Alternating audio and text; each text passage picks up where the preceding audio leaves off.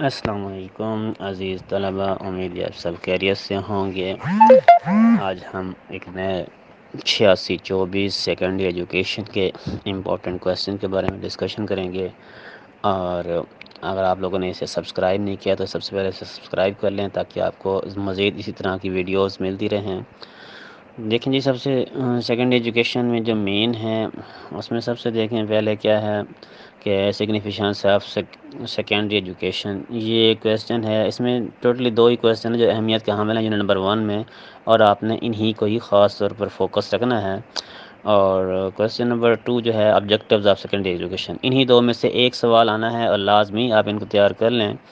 اور اس کے بعد یونٹ نمبر 2 میں سے دیکھیں یہ پاکستان کا وفاقی تعلیمی ڈھانچہ، اس کو آپ نے لازمی کرنا ہے۔ اور اس کے بعد پاکستان کے صوبائی جو ہے پروونشل ڈپارٹمنٹس آف ایجوکیشن اور انٹرمیڈیٹ اینڈ ثانوی تعلیمی بورڈز، یہ اکثر کویسچن آتا رہتا ہے انٹرمیڈیٹ تعلیمی ثانوی بورڈز والا۔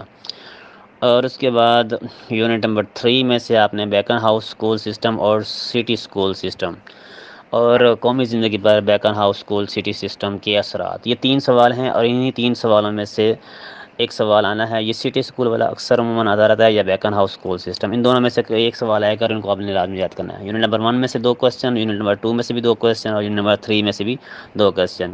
یونٹ نمبر 4 کو چھوڑنے یونٹ نمبر 5 دیکھیں کہ تعلیمی جائزے کا مفہوم دیکھیں اور اس کی ضرورت، سگنیفیشنس، اہمیت، اسکوپ، اور اس کا سمیٹیو اور فارمیٹیو ایویلیشن اس کا دیکھیں، یہ 3۔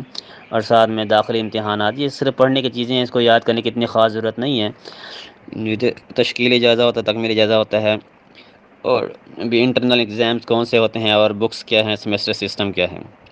جو یونیورسٹی کے ان کو پتہ ہے سیمیسٹر سسٹم کیا ہوتا ہے، اور انٹرنل ایگزامینیشن مسئلہ یہ کہ اسکول کے اندر جو امتحانات ہوتے ہیں وہ امتحان کی بات کی جا رہی ہے، اور خارج امتحانات سے مراد بورڈ کے امتحانات ہوتے ہیں۔ اس کے بعد یونٹ نمبر 6 کو آپ سکپ کر دیں، اس میں یونٹ نمبر 1، 2 اور 5 اور 6 کو چھوڑ دیں۔